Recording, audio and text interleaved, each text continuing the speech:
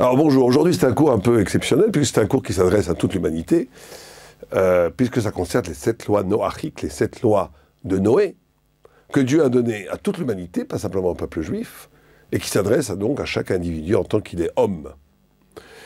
Ces lois-là sont la base, en vérité, de toute l'éthique et la spiritualité universelle de l'humain.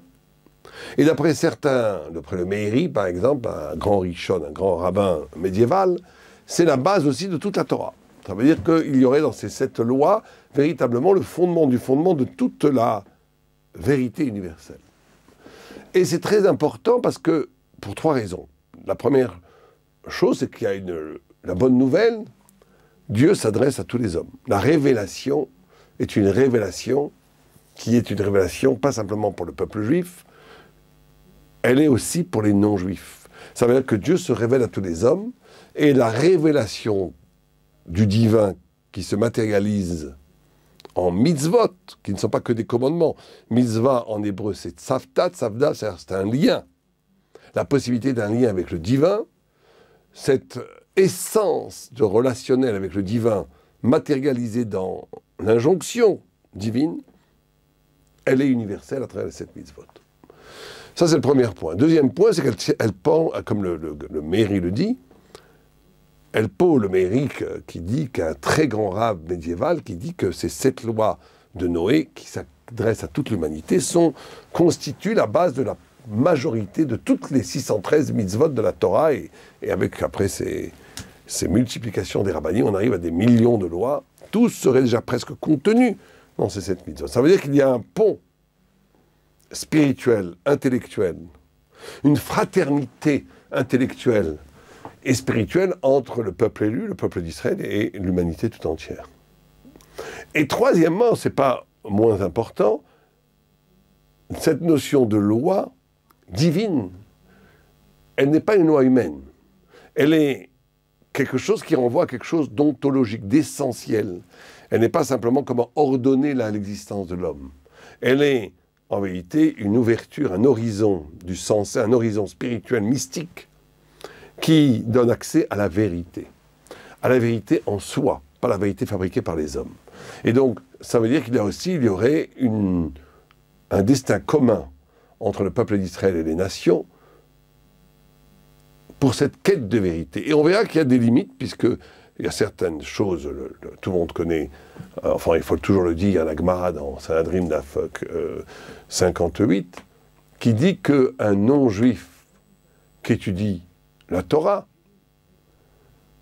est comparable à un grand prêtre de Jérusalem, du temple de Salomon de Jérusalem.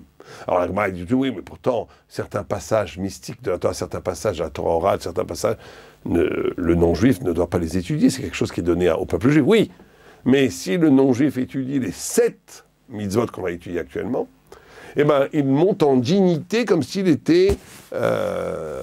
il est comparable au grand prêtre de Jérusalem au temps du temple de Salomon, ce qui est une image extraordinaire. Parce que qu'est-ce que c'est le prêtre, le grand prêtre dans le temple de Salomon, si ce n'est celui qui décapsule la bouchure de l'être pour faire apparaître le divin dans le monde. Et donc ces 7 mitzvot, comme je l'ai dit, ne sont pas ces 7 injonctions, prescriptions divines, ne sont pas juste des lois, au sens acceptation humaine de la chose, elles sont des révélateurs de divinité dans l'existant, dans l'existence de chacun d'entre nous. C'est une lumière pour tous. Et ça, c'est très important. Alors, on va essayer un peu, on ne va pas faire un cours simplement de pensée juive, on va traiter de certaines pensées, à quoi renvoient ces mitzvot, mais on va essayer de rentrer dans les détails pour connaître véritablement quelles sont ces lois. Alors d'abord, il faut savoir qu'au-delà de ces 7 lois noachiques, il y a d'autres lois qui concernent les non-juifs, il y en a plusieurs. Par exemple, l'interdiction de faire des croisements végétaux, animaux, l'interdiction de castrer d'un taureau. On va voir qu'il y a encore l'obligation de prier, il y a énormément de choses. Mais ces 7-là sont les fondements. Alors on va les nommer avant tout, on va les analyser une par une. La première, la plus peut-être cardinale, c'est l'interdiction de Avodah Zara, l'interdiction d'idolâtrie, on va la définir. La deuxième, c'est le Birkat Hashem, l'interdiction de blasphémer. Ce qui aujourd'hui n'est pas très à la mode, puisque certains penseurs libéraux Et certains qui confondent la laïcité avec le grand n'importe quoi disent que j'aurais le droit de blasphémer. Bon, tu as le droit de faire ce que tu veux, mais sache qu'en faisant cela, tu dénies ton humanité, en tous les cas l'humanité créée par Dieu. Troisièmement, il y a l'interdiction de tuer. Quatrièmement, l'interdiction de manger de la chair d'un animal vivant. Cinquièmement, l'interdiction de ce qu'on appelle les harayot, ça veut dire certaines relations sexuelles, on va les énumérer. Sixièmement, l'interdiction de voler, tout proprement voler.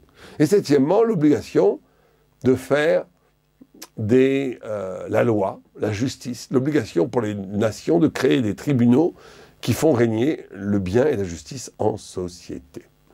Alors, le Rav Raphaël Hirsch, au-delà de dire que ces 7 mitzvot sont la base de la vie spirituelle de tout homme, il les subdivise en 3, en disant que, voilà, ces 3 choses-là, il les subdivise en 3. Il dit l'un, je vais vous le lire directement, c'est intéressant, il dit, elle peut être subdivisée en 3, c'est Akarat Be'echudot Abore, la connaissance de l'unité du divin, on va voir ce que c'est.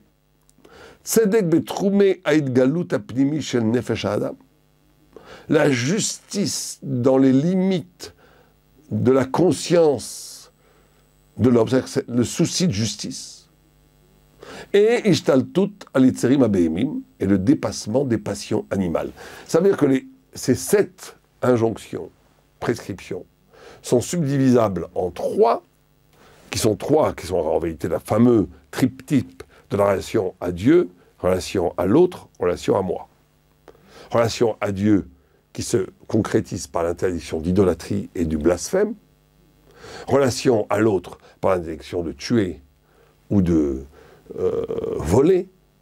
Et relation à soi par rapport à la notion de dignité dans son rapport libido, dans son rapport sexuel, dans son rapport à la sexualité et dans son rapport à la nourriture.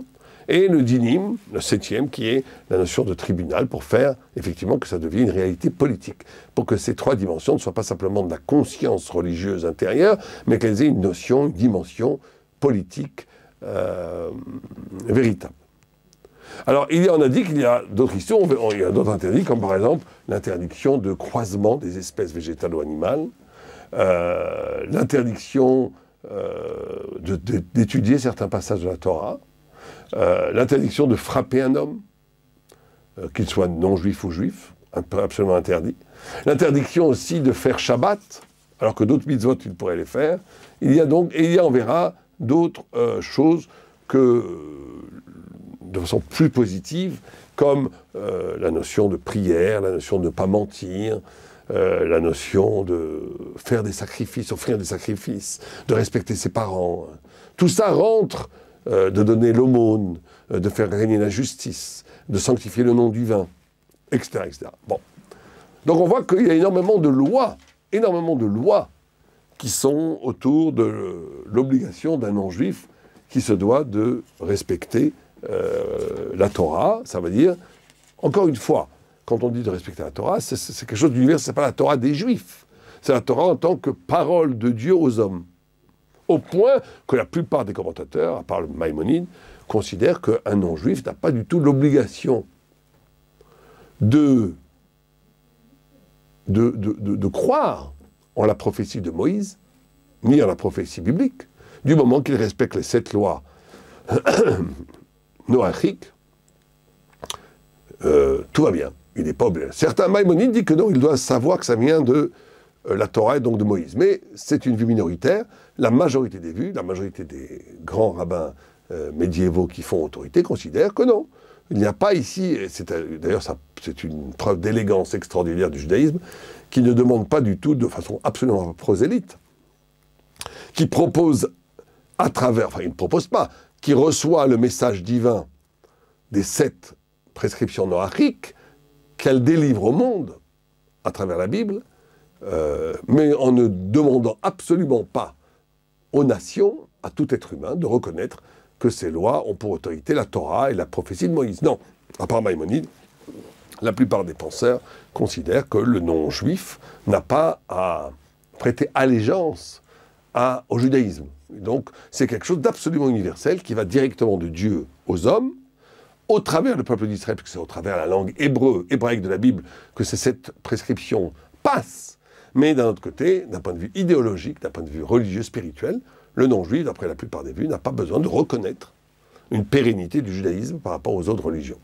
En tous les cas, par rapport aux 7 mitzvot de Noé. Que les choses soient claires. Alors, on va commencer par la notion de Avodah Zarah. Alors, je prends des textes que, bien entendu, l'Avodah Zarah, c'est quelque chose. L'Avodah Zarah, ça veut dire l'idolâtrie. Alors, l'idolâtrie est un interdit absolu pour tous les humains. Et là, on rentre tout de suite dans quelque chose d'épineux. L'idolâtrie, ça veut dire de comprendre. L'interdiction d'idolâtrie. C'est et c'est très important. Regardez ce que dit un très beau texte de Maïmonide, justement, qui parle justement des non-juifs. Et il dit, « Im yasigu ma sheraou il asig » Si l'homme, l'humain, le non-juif, arrive à comprendre ce qu'il peut comprendre. Mi idiot aborit barach. Il arrive à contempler un petit peu le divin, à se poser la question de la quête du sens, de la quête de l'absolu, d'une relation d'amour par rapport au divin. Bevadai ou ben olamaba. Certainement, dit-il, il est élu pour la vie éternelle. Il a le salut. Ve'en bedvar sofek, il n'y a pas de doute là-dessus. Chez Kolmi, chez Itkin nafsho, bekashrut amidot, bekashrut achochma, extraordinaire langage de Maïmonide. Il n'y a pas de doute là-dessus que toute personne, tout humain, qui a tikkun, comme on dirait en français tikkun, qui a réparé, qui a travaillé sur lui-même, a fait un travail de l'âme, dans la rectitude de ses traits de caractère et de sa pensée, de son intelligence, dit-il, de la chokhma, liée à la foi en Dieu, bevadai, il est certain qu'il est élu pour l'éternité après la mort. Donc on voit qu'un des grands enjeux de la prescription de mitzvot, c'est classique, c'est l'éternité. Ça veut dire que la notion de Avodah Zarah, c'est la première idée très forte de Maïmonide. La première idée de l'interdiction d'idolâtrie, c'est précisément le rapport entre l'éternité et le momentané.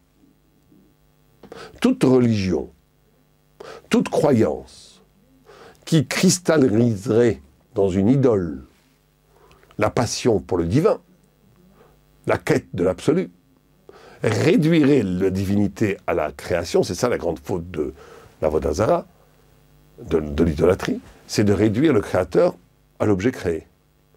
Le manque de finesse, d'intelligence de l'idolâtre, c'est qu'il est obligé de palper, toucher le Dieu. Pourquoi ils veulent toucher le toucher? Ça pas simplement pour avoir une communication qui lui paraît plus facile. C'est parce qu'en vérité, il ne veut vivre que dans le monde géré par le temps, puisque la matière, c'est la temporalité, et que par là même, il gomme, il efface au cœur de son âme même le pouvoir d'éternité. Et donc, ce n'est pas juste des punitions, qu'il faut bien comprendre. L'interdiction d'idolâtrie pour tous les humains, c'est en vérité une figure de spiritualité qui donne accès à l'éternité. Et toute personne qui se réduirait pour des conforts intellectuels, pour des conforts spirituels, pour des conforts émotionnels, à vouloir voir sa petite idole pour pouvoir la voir, lui parler, réduire le rapport au divin, un rapport en vérité mondain, cristallisé par la matière, et bien en vérité, cet idolâtre s'est coupé d'éternité et il ne pourra pas, presque ontologiquement, en tous les cas, s'il ne fait que ça, parce qu'après c'est que Dieu qui décide qui reçoit quoi, mais en tous les cas, d'un point de vue formel, il ne pourra pas faire partie de l'éternité. Et donc ça, c'est le premier élément. Deuxième élément, c'est la notion de yéchidout. Ça veut dire que le non-juif se doit de croire, comme le juif d'ailleurs, à l'absolue unité du divin. Et ça, c'est la même idée. L'unité du divin, parce que dès qu'on divise le divin, on introduit la division, c'est une catégorie de la matière. La matière est divisible. Et donc dès que l'on introduit le divin, on considère du divin dans une perspective de division, de pluriel, alors, encore une fois, on a mondanisé le divin, et donc on a trahi le rapport extraordinaire que l'homme se peut d'avoir avec l'absolue transcendance, le rapport que l'homme peut avoir avec quelque chose qui dépasse totalement les catégories a priori de ses perceptions. Le fait que l'homme est homme, le fait que l'homme est plus grand que l'ange, parce que l'homme porte en lui le souffle de la divinité qui lui permet de rentrer en rapport avec quelque chose qui est au-delà du rapport matériel et qui fonde pourtant toute la conscience et toute la grandeur de l'homme. Amévin Yavin. Ça veut dire, il faut bien comprendre cela. Il faut bien comprendre cela. L'interdiction d'idolâtrie n'est pas simplement un article de loi sec. Ce qui est en jeu dans la question de l'idolâtrie, c'est la question de la grandeur de l'homme. Parce que quand l'homme est capable, en d'autres termes, de considérer un rapport dans l'équivalence du même, ça veut dire l'autre se doit de manifester sa présence telle que ma présence est ma présence, dans cette communauté de présence qui paraît être une fusion de présence, c'est en réalité une séparation. Parce que la plus grande profondeur du lien, c'est justement quand ce lien existe au-delà de la présence physique spatiale. Quand quelqu'un est fidèle à sa femme parce qu'elle est avec lui au restaurant, bon, c'est bien, mais c'est pas héroïque. Quand quelqu'un est fidèle à sa femme quand il est des milliers de kilomètres, ça veut dire que sa femme est là même si elle n'est pas là. Ça veut dire qu'il a un rapport de fidélité et d'amour avec un être qu'il aime tellement, qui fait tellement partie de lui-même qu'il n'a pas besoin de sa présence pour qu'elle soit là. Et bien c'est pareil avec le rapport au divin. Le rapport au divin, Dieu est là fondamentalement, au-delà de toutes les apparences. Et dès qu'on applique une apparence physique au divin, on est dans la trahison du rapport au divin en essence. D'où l'universel de l'interdiction de l'idolâtrie. Alors, on va rentrer maintenant dans des détails halachiques. Je vais faire ça avec les 7 mitzvot. Ça va être un peu long, mais on est obligé de passer par là pour que les choses soient claires. Donc, première halakha pour tout le monde, pour toute l'humanité, ne jamais rajouter, Dieu préserve, une autre force divine au divin. Il n'y a que le divin, il n'y a que Dieu. Maintenant, est-ce que de croire en la Trinité, de croire au multi... Alors ça, si du moment qu'on ne matérialise pas dans une statue, il y a une grande discussion, donc je la présente, entre Maïmonide et Tosfot. Est-ce qu'un non-juif n'a pas le droit de croire à une sorte de multiplicité dans le divin spirituel? Pour Maïmonide, c'est absolument interdit, comme pour un juif. On parle pour un juif, c'est interdit d'après tout le monde. Pour un non-juif, discussion. Maïmonide dit que c'est interdit. Tosfot et le Rama, qui est la loi pour les Ashkénazes, pour les juifs européens, permet à un non-juif de croire qu'il y ait des forces qui s'additionnent dans le divin. Bon, du moment qu'il ne les représente pas physiquement. Donc on a ici une grande discussion que je laisse à chacun à méditer chez les grands sages d'Israël. Est-ce que le non-juif se doit de croire à l'unité absolue du divin, ou bien il peut avoir des considérations mystiques du non-unité du moment qu'il n'incarne pas cette non-unité dans la matière?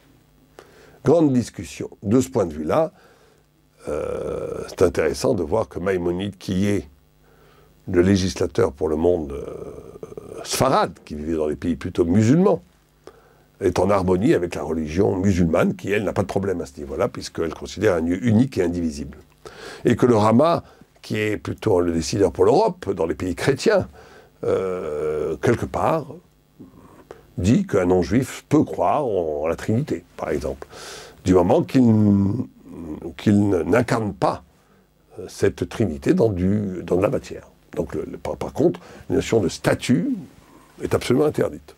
D'après, en tous les cas, ce que la Torah en dit. Hein, chacun, après, fait ce qu'il veut selon ses aspirations, ses croyances. Mais je nous donne donc, bien sûr, ici que le point de vue, humblement, de ce que la Torah dit. Après, chacun en fait ce qu'il veut. Donc ça, c'est la première base. Maintenant, deuxième point halachique, très important, c'est qu'il est absolument interdit pour un non-juif de participer à toute réception religieuse de nature idolâtre. Même si lui n'y croit pas du tout. Même si lui n'y croit pas du tout. Il n'a pas le droit de faire partie d'un pulchan, s'appelle, d'une réunion vaudou, ou d'une réunion autour d'un arbre, ou qui serait, dont l'exercice spirituel serait le fait de considérer cet arbre comme un dieu, etc., etc. Donc, il y a une interdiction aussi, pas simplement de croire ou de se prosterner devant une idole. Il y aurait aussi l'interdiction de participer à toute réception religieuse qui glorifierait ou qui servirait cette idole. Même si, intérieurement, la personne ne participe absolument pas à la croyance de cette idolâtrie. Alors, il est aussi interdit pour un non-juif, il y a sûrement peu de téléspectateurs qui le font, de construire des idoles. Celui qui est marchand d'idoles, il a un problème. On ne peut pas construire des idoles, c'est-à-dire on ne peut pas sculpter des idoles, et même si tu n'y crois pas, tu ne peux pas te faire marchand d'idoles. Tu ne peux pas te faire marchand d'idoles, c'est absolument interdit. Alors voilà les lois premières. Donc on résume pour cette première des 7. Un non-juif comme un juif a l'obligation absolue de croire en un Dieu, créateur du monde. 2, il a absolument l'interdiction absolue de matérialiser ce Dieu en tout objet matériel, même si on dit c'est symbolique, c'est juste absolument interdit. 3, a-t-il le droit de croire que ce Dieu est composite de plusieurs forces spirituelles? Pour Maïmonide, absolument interdit pour un non-juif, enfin pour tout le monde, absolument interdit pour un juif. Pour Maïmonide, aussi interdit pour un non-juif, mais permis, et interdit aussi pour un non-juif. Pour le Rama, pour le Tosfot et le Rama, pour un non-juif, ça serait permis. 4, le non-juif n'a pas le droit de participer à des célébrations religieuses de nature idolâtre. 5, il n'a pas le droit de construire des idoles. 6, il n'a pas le droit de commercialiser les idoles. Et 7, il se doit, chaque fois, d'essayer de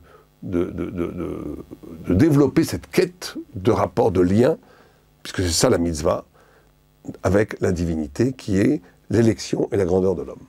Voilà donc pour la première des 7 mitzvahs. Deuxième mitzvah, on va voir, c'est la notion de harayot. Harayot, ça veut dire, c'est la notion d'interdit sexuel. Alors, là aussi, c'est très important, parce qu'aujourd'hui, on est dans une civilisation où la sexualité, là, c'est très compliqué, hein, parce que... oui, attendez, il y a autre chose aussi, excusez-moi, je reste dans le premier chapitre. Il y a aussi l'interdiction de croire que le Dieu a un corps. Et ça aussi, c'est universel. Et il doit aussi croire qu'il est le premier, qu'il est au-delà du temps, qu'il est premier et qu'il est dernier, qu'il transcende absolument tout le temps.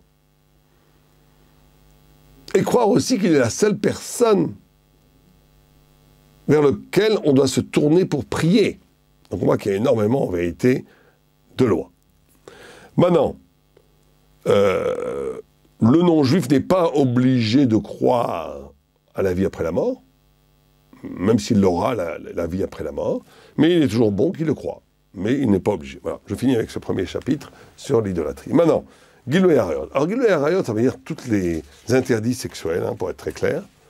Alors, là, on est véritablement dans un très grand problème, puisque toute la modernité est dans la libération des mœurs sexuelles. Hein, tout le 20e siècle, la moitié du 20e siècle, le début du 21e siècle dans lequel on est, pose une civilisation de la libération des mœurs, et il la pose comme une avancée.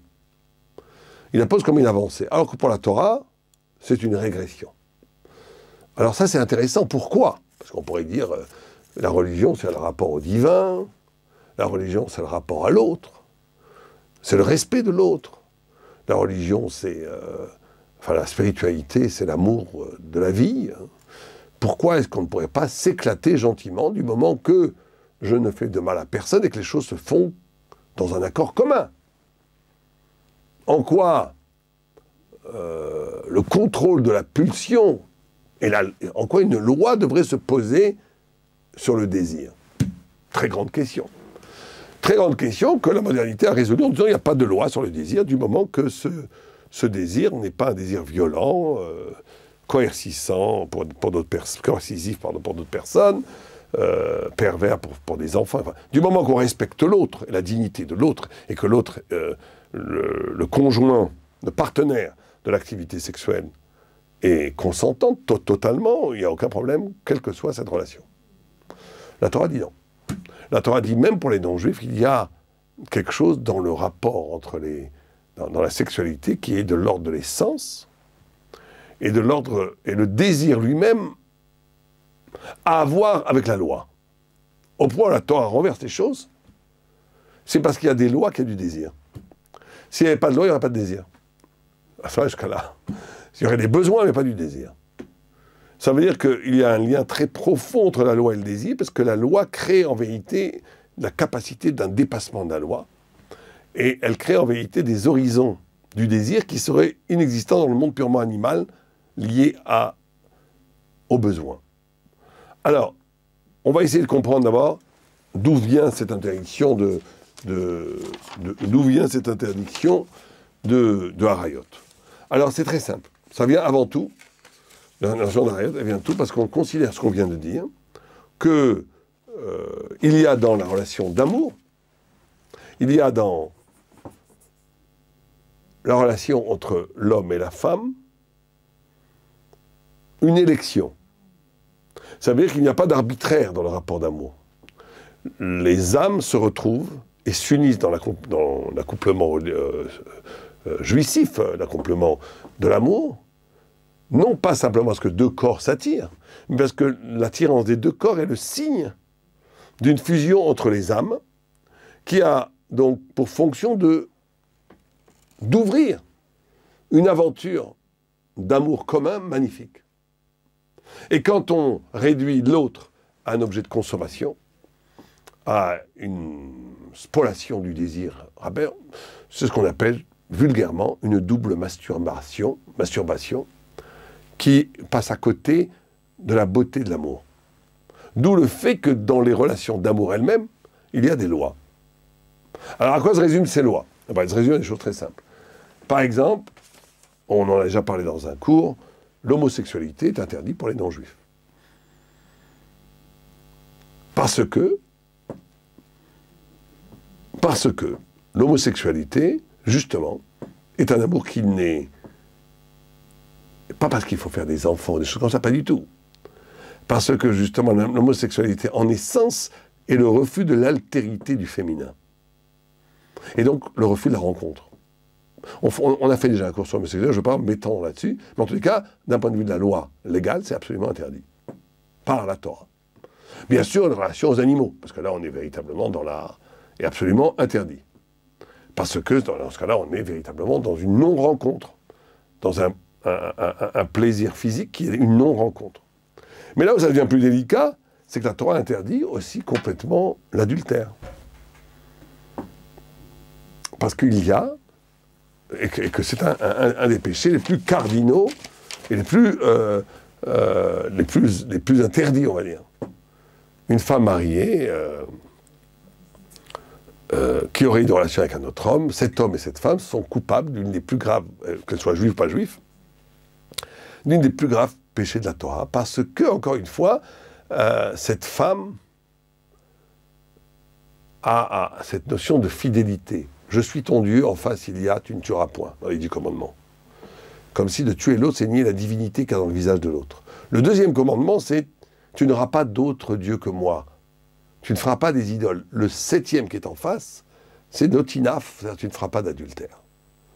Parce que les gens, nous avons oublié dans nos sociétés contemporaines, qu'il y a une société qui magnifie l'individualisme, l'égotisme, la liberté sans frein, enfin, des choses qui ont l'air très sympathiques, puis à la fin amènent une vacuité incroyable. On oublie la notion d'élection, de fidélité, de fusion.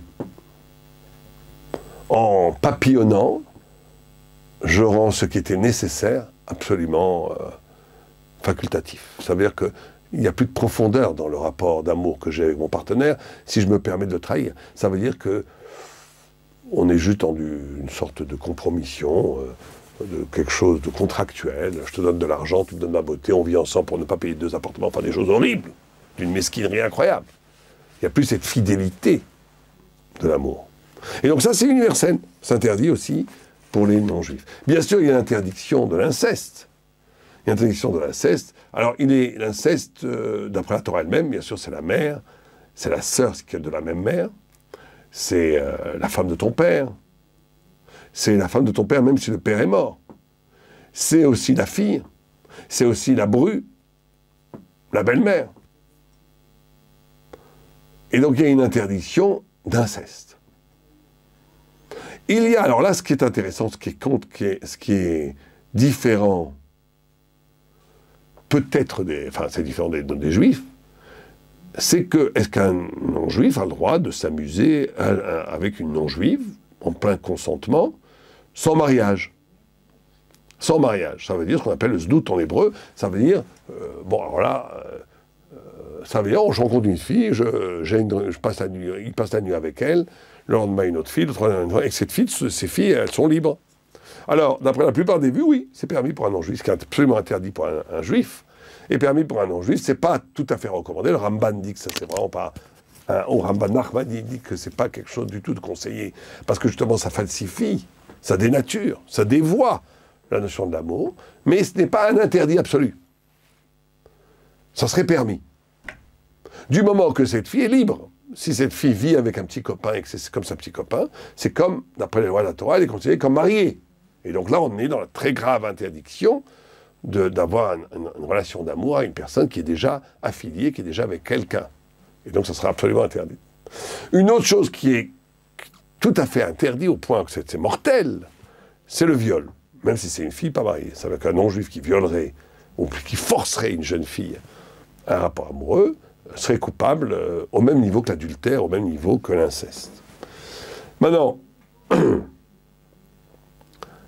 est-ce que... ok, ça c'est encore d'autres, un peu qu'on ne va pas trop rentrer dans les détails. Certains veulent dire que l'interdiction chez les sexuelle, chez les non-juifs, ce n'est qu'au niveau de l'acte lui-même. Il n'y a pas, comme chez les juifs, par exemple, on n'a pas le droit d'embrasser une femme mariée. Nous, on n'a pas le droit d'embrasser une femme mariée, même sympathiquement. Chez les non-juifs, il n'y aurait pas ce problème-là.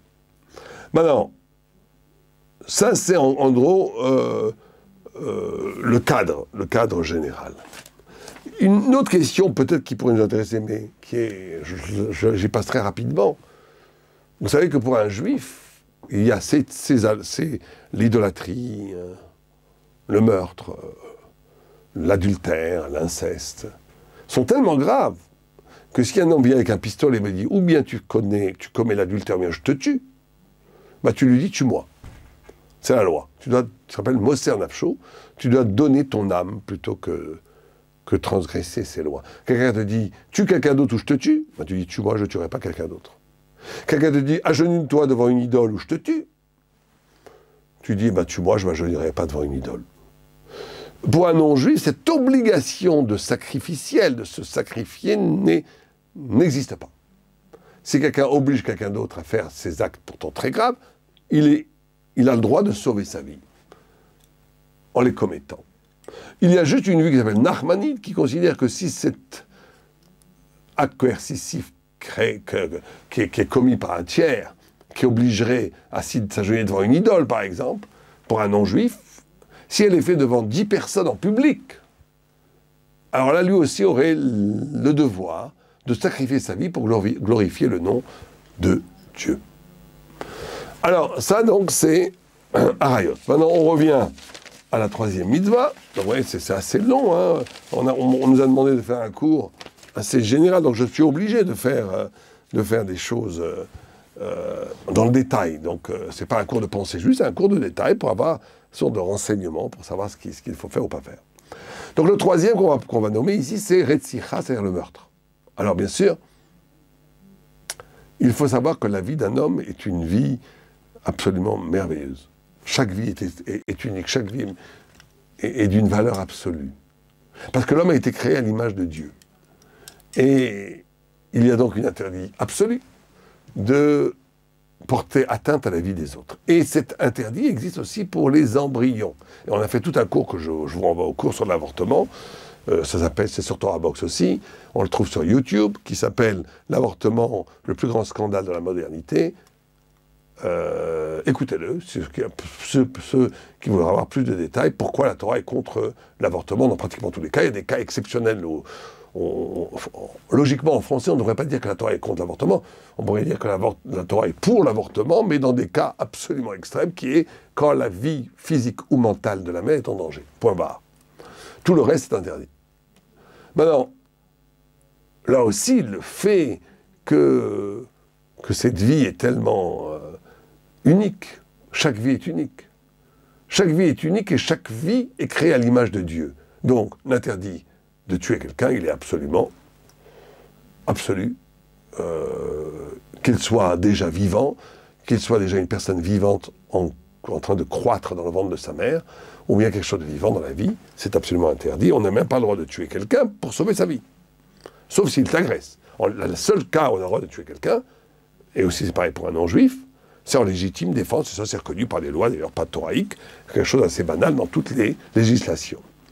Alors, c'est tellement grave cette histoire du meurtre que la Torah prévoit que si un animal, un tigre, mange un homme, tue un homme, ou un serpent tue un homme, là, on a le devoir de tuer l'animal en public, pour bien enraciner dans le cœur des hommes la gravité du meurtre, que même s'il est commis par des animaux, on se doit de le dénoncer, de théâtraliser quelque part l'exécution de l'animal, pour montrer à quel point c'est grave.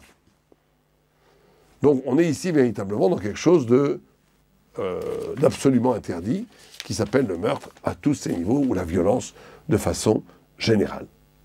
Alors, on n'a pas le droit, alors je rentre plus dans les détails, on n'a pas le droit non plus de tuer une tréfa. Alors ça c'est déjà plus compliqué.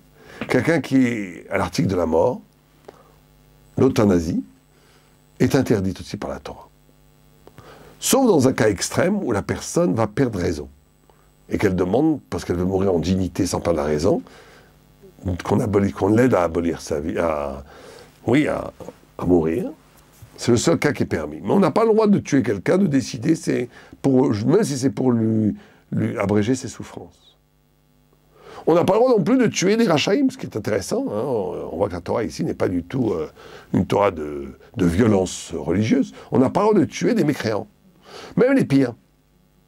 Sauf, encore une fois, si c'est des nazis qui veulent tuer d'autres personnes, alors là, c'est la guerre, on peut les tuer. Mais on n'a pas le droit de tuer quelqu'un qu'on considère absolument abominable. Non, on n'a pas le droit de tuer quelqu'un, même pour les meilleures raisons, même si on considère qu'il est l'incarnation du diable.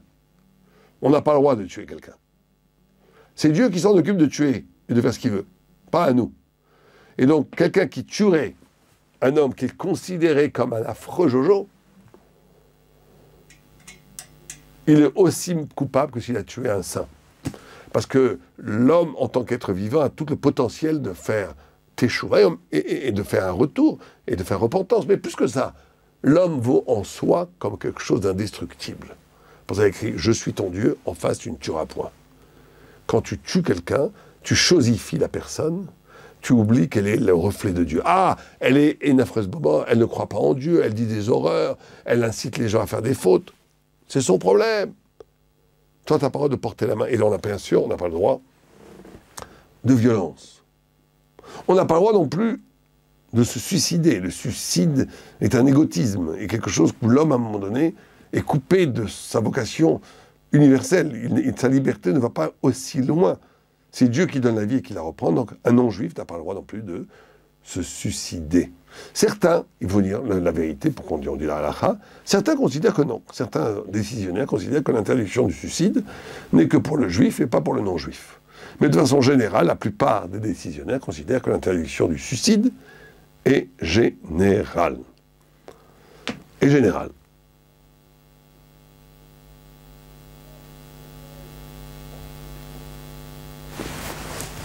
D'accord, donc ça c'est très clair, l'interdiction de tuer, elle est une interdiction qui est absolue et qui ne permet pas personne, sauf en cas, encore une fois, en cas de légitime défense. Par contre, Hayab le hareg velo la harog et amacher. C'est incroyable.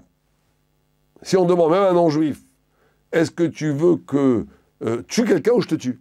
La mafia vient, elle te dit, si tu tues pas quelqu'un, je te tue. Et le gars, il est innocent, bah t'as pas le droit. Il vaut mieux mourir, il vaut mieux te laisser tuer que tuer. Parce que là, on commet un acte tellement grave, tellement qui enlève la dignité humaine de la personne qu'il vaut mieux mourir. On ne peut pas tuer quelqu'un pour sauver sa vie. Mais maintenant, parce qu'on avait bien précisé avant qu'un non-juif, d'après toutes les vues, sauf le Ramban s'il y a 10 personnes, sauf dans le Rambanim s'il y a 10 personnes, si une personne arrive avec un pistolet et dit « agenouille-toi devant une idole ou je te tue », un juif doit mourir, un goy n'est pas obligé de mourir. Un non-juif n'est pas obligé de mourir. Par contre, si un homme arrive avec un pistolet et te dit « tue une autre personne ou je te tue », eh ben, tu te laisses tuer, que ce soit un juif ou un non-juif. Pourquoi? Parce que tu ne peux pas dire que la vie de l'autre vaut moins que la tienne. Tu n'as pas le droit de décider que pour sauver ta vie, tu tues quelqu'un d'autre. Tu tues quelqu'un d'autre. Alors maintenant, il y a le 4e interdit qui est Ever Minachai. Ça veut dire l'interdiction de manger de la chair d'un animal vivant. Alors ça, c'est très intéressant. Cette interdiction, elle renvoie à quelque chose qui apparaît pas très important, mais pourtant c'est essentiel, puisque c'est au même niveau que les autres. C'est de ne pas avoir un comportement animal. Maïmonide dit que l'essence de l'humanité, c'est d'avoir une loi. Très intéressant comme définition. Il ne reprend pas du tout la définition aristotélienne d'un animal qui pense, ou d'un animal qui parle. Il dit, qu'est-ce qu'est l'homme? C'est celui qui a une loi. En d'autres termes, celui qui ne vivrait que dans le conditionnement des besoins, ou ce qui est alimentaire, je le mange, ce qui est plaisir physique, je le fais, sans que ce rapport au monde, dans le désir et la jouissance du consommer le monde, ne soit encadré par une loi, ça serait une bête. Or, on te dit, voilà,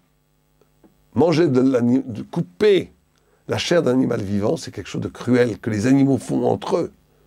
Un lion peut arracher le visage d'un zèbre et le manger vivant. Un lion mange vivant ses proies. On te dit, ça c'est animal. C'est un animal. Il faut le respect de même celui que tu vas manger. Eh bien, d'abord, tu lui fais un abattage, qu'il soit rituel ou pas, et une fois qu'il est mort, tu peux le consommer, mais pas avant. Et de là, on apprend aussi une loi cardinale qui est le respect des êtres vivants, et même des végétaux. Il y a une interdiction pour un non-juif, il y a une sorte d'obligation écologique pour un non-juif, et pour un juif ou non-juif, ça change pour l'humain, de ne pas faire souffrir les animaux, et même de ne pas faire souffrir les plantes. C'est comme ça que c'est écrit ici. C'est intéressant que la Torah, déjà des milliers d'années, considérait que les plantes aussi avaient, ça s'appelle Baltachrit, tu n'as pas le droit de détruire sauvagement des choses. Tu ne prends que ce dont tu as besoin pour ta survie, pour vivre. Donc l'élevage intensif, les conditions abominables dans lesquelles les veaux sont tenus pour qu'ils puissent s'engraisser, les poules qui font 50 œufs par jour avec des... C'est interdit dans la Torah. C'est interdit aussi pour les non-juifs. Absolument interdit. On n'a pas le droit de faire souffrir les animaux, même si c'est pour des conditions industrielles, pour augmenter la production industrielle. C'est interdit. On n'a qu'à manger moins, on n'a qu'à consommer plus de choses naturelles, et ça y est, tout ira bien, on n'est pas obligé de manger 4 kilos de viande par jour. Donc ça, c'est très important, parce que ça, c'est très contemporain. Le Ever Minachai. 5e interdiction, qui est... attendez, Ever Minachai, est-ce qu'on a tout dit? On n'a pas tout dit. Oui, on a vu ça. Oui, donc ça, c'est ce qu'on a dit. Oui, après, on rentre dans les détails. Bon, ça, c'est pas... oui. Alors, le Dam Minachai, bon, c'est très rare, mais il y a des tribus en Afrique qui le font, c'est de percer le sang de la chèvre et boire le sang chaud qui sort du corps de l'animal. C'est aussi interdit. Est-ce que c'est interdit? C'est pas interdit au même niveau que de couper un membre d'un animal et de le manger, c'est moins interdit, mais c'est aussi interdit. Et il y a aussi une autre interdiction, déjà moins connue, c'est qu'on n'a pas le droit non plus, un non-juif, de manger un animal qui est mort de lui-même, qui n'a pas été abattu. Très intéressant ça. Un animal qui mourrait de lui-même, on trouve de la chair par terre, on n'a pas le droit de manger. Soit juif ou pas juif. Mais ça, c'est un interdit qui est lié au fait, à deux choses très importantes. D'abord, il faut assumer. Aujourd'hui, on achète de la viande sous du plexiglas dans les supermarchés. On n'est plus capable d'affronter la mort de l'animal. Si on était obligé nous-mêmes de tuer nos poulets et nos vaches pour les manger, je pense qu'on mangerait beaucoup moins de viande, ce ne serait pas plus mal. Parce qu'on n'a plus de rapport à la mort et à la vie. On est dans une sorte de rapport aseptisé, complètement déresponsabilisé. On nous dit ne mange pas un animal qui est mort de lui-même. Pas simplement pour des questions sûrement hygiéniques, pour une question spirituelle. On ne mange pas un animal, même si on n'est pas... c'est une loi valable pour l'humanité entière. Et on n'a pas le droit de faire souffrir les animaux. Tsar Balei-Chaim, c'est écrit dans tous les mémoires, c'est une interdiction formelle de la Torah de faire du mal à des animaux, absolument interdit. Alors, 5e loi, Birkat Hashem, l'interdiction du blasphème. Et ça, c'est très important, ce qui s'est écrit, Tsarir kol nivra lizaer bervod hashamayim. Chaque être créé se doit de respecter son créateur. Et c'est très très important, cette notion de verticalité qui est complètement balayée par la modernité. Aujourd'hui, vous vous rendez compte qu'il y a des journaux, il y a des personnes qui proclament le droit de blasphémer. Alors moi, je veux bien que chacun fasse ce qu'il veut. Bon, bien entendu, il ne s'agit pas ici de mettre une soupape religieuse sur qui que ce soit. Mais quand même, imaginons 2 secondes que Dieu a créé le monde et que Dieu nous a créé. C'est pas très sympathique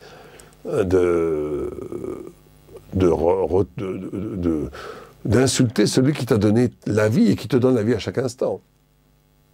Et si tu ne crois pas au bon Dieu, alors pourquoi blasphémer? Tu insultes quelque chose qui n'existe pas, donc c'est ridicule. Donc on a de toute façon quelque chose d'absolument aberrant dans ce processus de vouloir blasphémer, qui non seulement d'abord blesse les croyants, mais au-delà même de ces problèmes sociologiques de blesser les croyants, d'attiser les guerres religieuses, il y a quelque chose dans le blasphème qui est, comme je viens de le dire, absolument ridicule. Parce que ou bien Dieu existe et il a créé le monde, et donc blasphémer c'est la moindre des non-politesses. Hein. La moindre des politesses c'est de reconnaître, de ne pas insulter celui qui t'a donné la vie. Et encore une fois, si on croit que Dieu n'existe pas, on a le droit de croire ce qu'on veut. Dans ce cas-là, on n'insulte pas quelqu'un qui n'existe pas, surtout s'il existe pour les autres. Et donc l'interdiction de blasphémer est une interdiction cardinale, elle fait partie des 7 interdictions qui est donnée à l'universel, qui est absolument interdite. Et cette interdiction de blasphémer, elle existe dans toutes les langues. Elle n'existe pas simplement en hébreu ou dans le nom originel de Dieu, Yud-Ke Vav-Ke ou Elohim, elle existe dans toutes les langues. Alors, la loi pratique, c'est qu'on n'a pas le droit de blasphémer, et aussi on doit respecter tous le monde qui est créé par Dieu. On ne doit pas... En d'autres termes, ne pas blasphémer, c'est pas simplement ne pas, Dieu préserve, dire des choses vers le haut, c'est aussi de ne pas maudire la grâce divine qu'il y a en toute chose.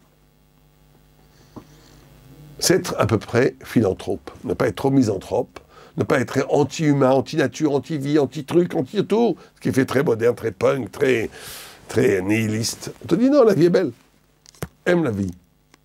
Proclame la beauté de la vie. 6e, l'interdiction de voler. Alors, l'interdiction de voler, elle est bien entendu quelque chose qui est une évidence. Mais elle renvoie à quelque chose de beaucoup plus profond. Ce n'est pas simplement ne pas voler pour que l'équilibre de la société existe, c'est la notion d'honnêteté et de justice. Dans l'interdiction de voler, il y a énormément de choses. On n'a pas le droit de retenir le salaire que l'on doit à un employé. On n'a pas le droit non plus, quand on travaille chez quelqu'un, de le truander en soi-disant je travaille, alors que je passe une demi-heure au téléphone en train de parler à ma femme en cachette, pas en mettant de travail. On n'a pas le droit, bien sûr, de... En d'autres termes, c'est une question de confiance. Et c'est une question de partenariat. Et là aussi, on n'a pas été gâté par tous les années 60, 70, tout l'horizon marxiste de la pensée qui considérait que le patron était un voleur, un exploitateur, donc on pouvait le voler. Il y a peut-être un peu de vrai... Alors c'est ça que la grande question. La grande question, c'est que dans un système économique et politique qui serait lui-même structuré autour de l'exploitation et du vol, est-ce que l'individu peut voler l'autre individu? Et la Torah dit non. La Torah dit, c'est pas parce que tu fais partie d'une société corrompue que toi-même tu dois devenir corrompu. Tu dois faire briller la lumière au fond des ténèbres. Et de toute façon, pour ta dignité propre, tu dois être quelqu'un non seulement qui ne vole pas, non seulement qui est honnête, mais non seulement qui donne aux gens ce que tu leur as promis, etc., etc., mais de façon encore plus profonde. Voler, c'est quelque part le mimétisme. Beaucoup de gens ne volent pas que pour voler l'objet. Ils volent la place de l'autre. Il ne supporte pas que celui-là ait une belle voiture et pas moi. Il est jaloux de la personne, il lui vole sa voiture pour être à sa place. Et donc, c'est quelque part, c'est falsifier sa vie. C'est ne pas être capable de donner un sens, une élection, une beauté à sa vie en essayant d'usurper la vie des autres. Et donc, l'interdiction de voler, au niveau pratique, c'est bien sûr voler l'argent des gens, là, je voler le bien des gens, mais c'est aussi de, par exemple, ne pas payer un salarié, ou ne pas rembourser une dette, ou bien, par exemple, aussi de ne pas payer ses impôts. Quelqu'un qui mentirait sur ses impôts serait aussi coupable de vol pour un non-juif, à moins que, et là chacun décidera, à moins que l'État est devenu fou, et que l'État lui mette un voleur. S'il vous prend plus de 50%, on peut considérer, la Gemara, la Talmud dit lui-même qu'à un certain niveau d'imposition, on considère que l'État lui-même est un voleur, et donc on n'est plus obligé de respecter ses lois. Mais si l'imposition est plus ou moins logique, par rapport au bien que l'État donne à ses citoyens, et que c'est quelque chose de savir, de compréhensible, on n'a absolument pas le droit de ne pas payer ses impôts. On est obligé aussi de rembourser les dommages. On est obligé de rembourser les dommages que l'on cause aux autres et d'être responsable. Ça veut dire qu'on se gare et on écorche une voiture, se sauver en ne laissant pas un mot pour rembourser des dommages que l'on a causés, c'est absolument interdit. Interdit. Très bien.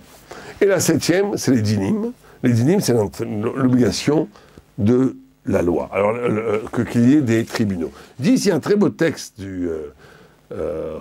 du Tour, dans le Choshen Mishpat.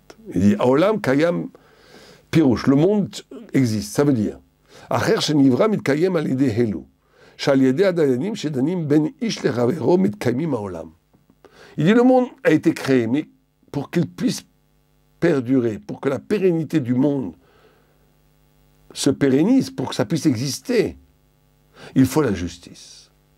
Qui imlale adin, parce que sans la justice, kol dalim gvar, on rentre dans un monde de violence, de jungle.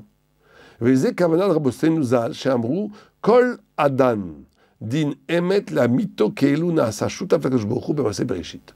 Et c'est ce que dit le Talmud, nous dit le Tour. Le Tour était un rabbin du XIIIe siècle.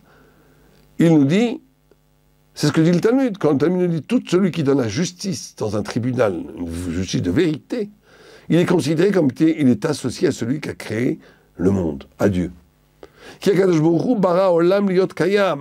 Parce qu'il y a une intention dans la création de l'homme, dans la création du monde par Dieu, que le monde continue, soit pérenne.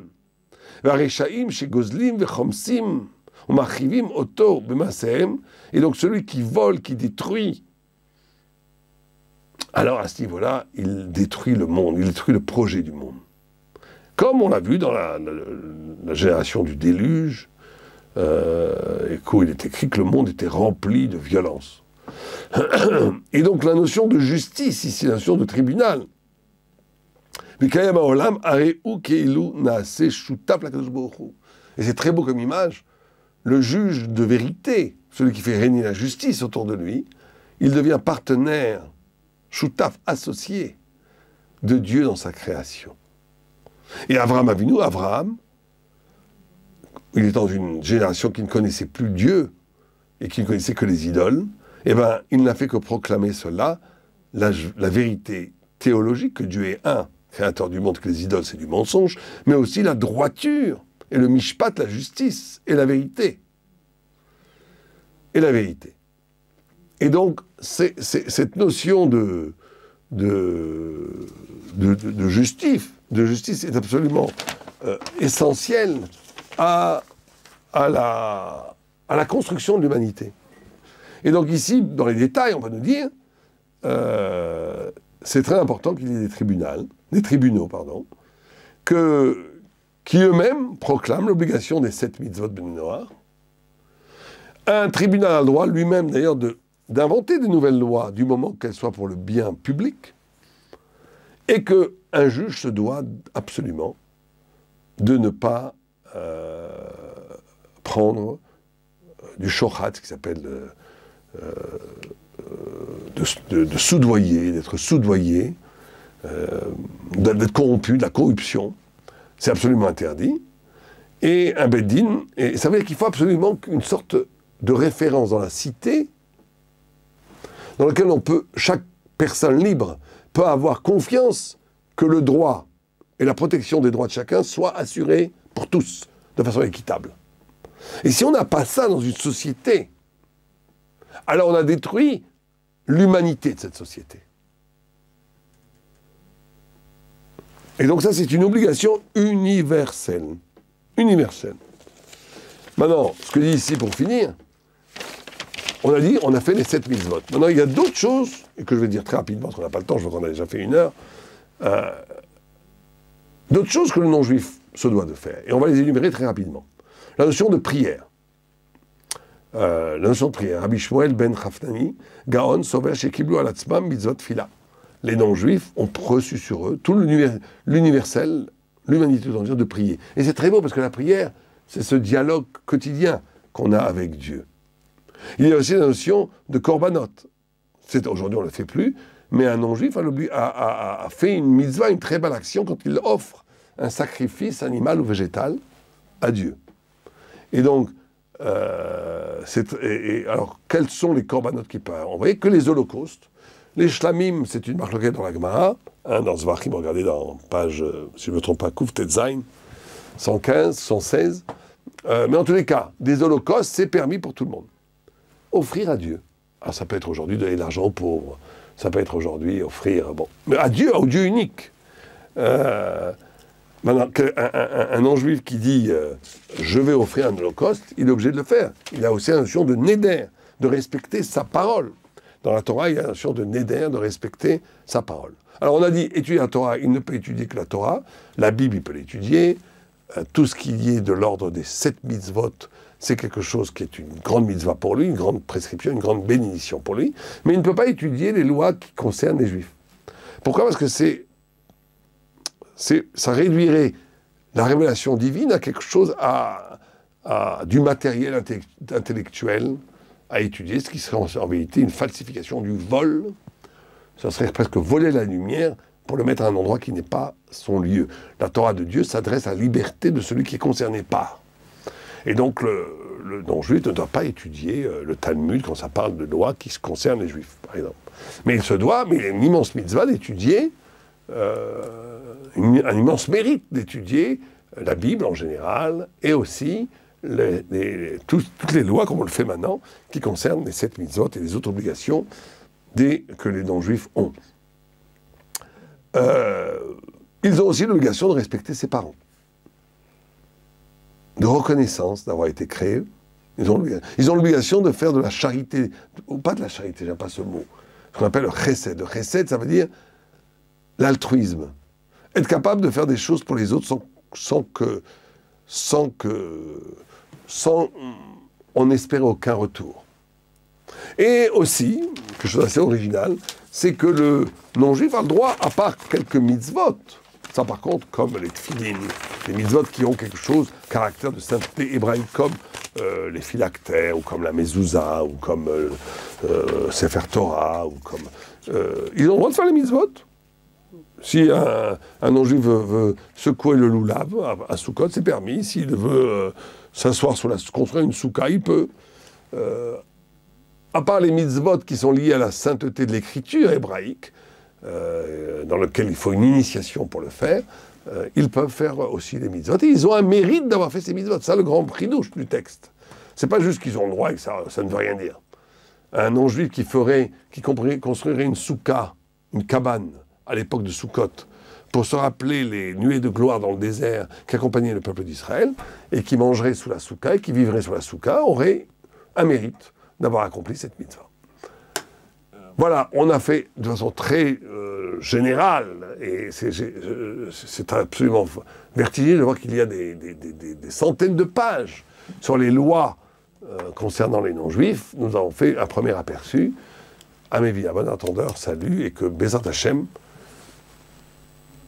la part de lumière divine, la part universelle, la part divine qu'il y a dans les hommes, s'illumine en chacun d'entre nous.